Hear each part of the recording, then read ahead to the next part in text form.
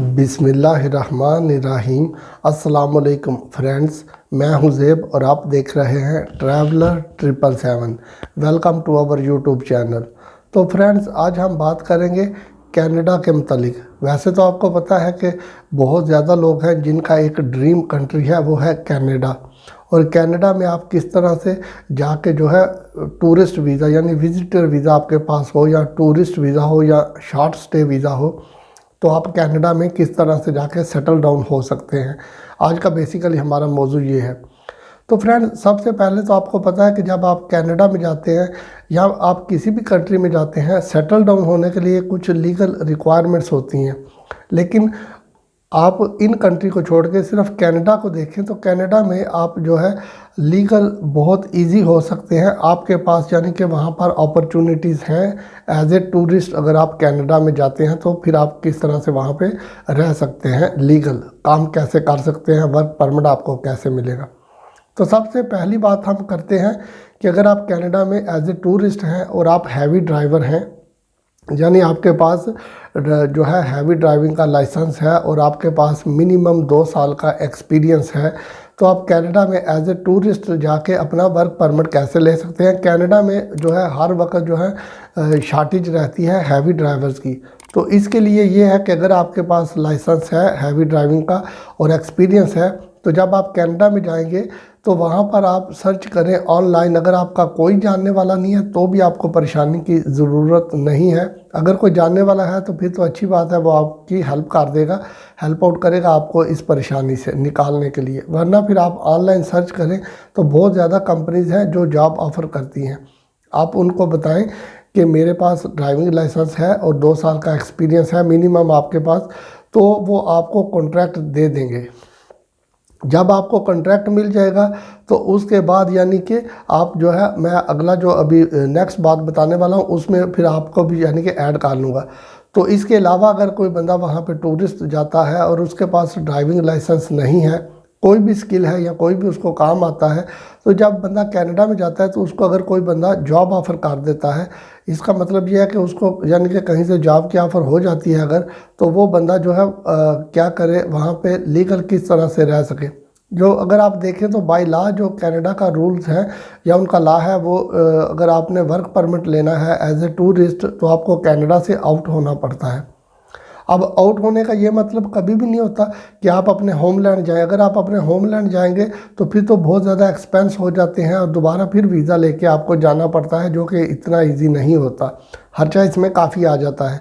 तो इसके लिए सबसे इजी जो सलूशन है वो बेसिकली ये है कि आप जब कनाडा में एज ए टूरिस्ट हैं और किसी बंदे ने आपको जॉब ऑफ़र कर दी है, जिस तरह के अभी पहले मैंने बात की है कि जो लोग हैं वहाँ पर क्या नाम है, जिनके पास हैवी ड्राइविंग लाइसेंस है उनके लिए, और अभी जो टूरिस्ट हैं उनके लिए ये सेम ही प्रोसेस है। तो सबसे पहले ये है कि आपको जब कोई जॉब ऑफ़र करता है तो फिर आपने कनाडा से आउट होना है। तो कनाडा से आउट हो आप सीधा चले जाएं जो अमेरिका और कनाडा का कोई भी बॉर्डर है जो आपके करीब है, जहाँ पर आप रहते हैं, आप अमेरिका और कनाडा के बॉर्डर पे जाएं और कनाडा के बॉर्डर पे जाके आप जो है आउट होकर साथ में ही आपने फिर दोबारा इन होना है। अब यहाँ पर एक बात यह है कि जब आपने दोबारा इन होना है तो इमिग्रेशन ऑफिसर आपको पूछेगा कि आप क्यों आ रहे हैं दोबारा कनाडा में। आपने एग्ज़िट ले लिया है, आपके पास विजिट वीज़ा है, तो आपको परेशान होने की ज़रूरत नहीं है।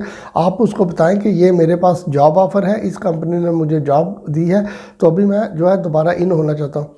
अब वो क्या करेगा कि वो जो इमिग्रेशन ऑफिसर होगा बॉर्डर पे बैठा हुआ, वो आपका इंटरव्यू करेगा। जब आपका इंटरव्यू लेगा आपसे कुछ सवाल करेगा जो कि ज़रूरी हैं। उसने पूछना है कि आप कनाडा में कैसे आए, फिर इसके बाद आपको जॉब आपने फाइंड आउट कैसे की, आपको किस बंदे ने जॉब ऑफ़र की है, वो सारे बेसिक सवाल हैं वो पूछेगा, आपने उनका जवाब देना। उसके बाद वो आपका पासपोर्ट लेके जो आपका वीज़ा लगा होगा उसी के ऊपर साथ में एक स्टैंप लगा देगा, तो वही आपका वर्क परमिट बन जाएगा। तो आप जो है दोबारा इन हो जाएंगे। इस सारे प्रोसेस को बेसिकली फ्लैग पुलिंग बोलते हैं। तो जो फ्लैग पुलिंग है वो बेसिकली लीगल है, इलीगल नहीं है कनाडा में। इसलिए मैंने ये बात आपको अभी बता दी है, क्योंकि आप परेशान ना होना कि आप शायद कनाडा से बाहर जाएंगे दोबारा इन आप नहीं हो सकते, तो आप इन हो जाएंगे, ये लीगल है वहाँ पर। तो इसलिए ये आपने फ्लैग पुलिंग करना है। उसके बाद आप दोबारा जब इन हो जाएंगे तो कंपनी ने आपको वर्क परमिट ऑलरेडी जो है जॉब ऑफ़र कर दी है और स्टैंप भी आपके पासपोर्ट पे लग गई वर्क परमिट के लिए। तो फिर आगे जो प्रोसेस है दूसरा, वो आप वहाँ पे जाएं, कंपनी आपके डॉक्यूमेंट्स लेगी, इमिग्रेशन डिपार्टमेंट को सेंड करेगी, आपका रेजिडेंस कार्ड बन जाएगा। अब जो ड्राइवर हैं उनके लिए भी यही प्रोसेस है और ये बहुत इजी है, इसीलिए क्योंकि आपके पास भी जॉब ऑफ़र होगी। जब कोई कंपनी आपको जॉब ऑफ़र करेगी हैवी ड्राइविंग की, तो वहाँ पे वैसे ही बहुत डिमांड रहती है कनाडा और अमेरिका में। तो ये एक इजी सा प्रोसेस है फ्रेंड्स। आप इस तरह से अगर करेंगे तो इसके लिए आपको यानी कि कंट्री से बाहर भी नहीं जाना पड़ेगा, सिर्फ आपको फ्लैग पुलिंग करनी पड़ेगी। जब आपकी फ्लैग पुलिंग हो जाएगी तो उसके बाद आप दोबारा कनाडा में इंटर हो जाएंगे और आपका सारा प्रोसेस जो है वो इजी वहाँ पे हो जाएगा। तो ये एक बहुत बड़ी अपॉर्चुनिटी है, स्पेशली उन लोगों के लिए जिनका ड्रीम कंट्री जो है वो कनाडा है और वो वहाँ पर जाकर सेटल डाउन होना चाहते हैं। अब कनाडा और अमेरिका में आप अगर एक दफ़ा सेटल डाउन हो जाए तो आप अपनी फैमिली को जो है इमिग्रेट बहुत आसानी से कर सकते हैं। तो उसका एक और प्रोसेस है, लेकिन अभी जो है ये वीडियो मैंने एक छोटी सी वीडियो बनाई है इसीलिए आपसे ये इन्फॉर्मेशन शेयर करने के लिए।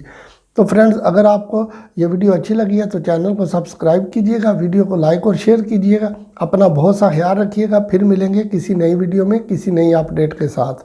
तब तक टेक केयर, अल्लाह हाफिज़।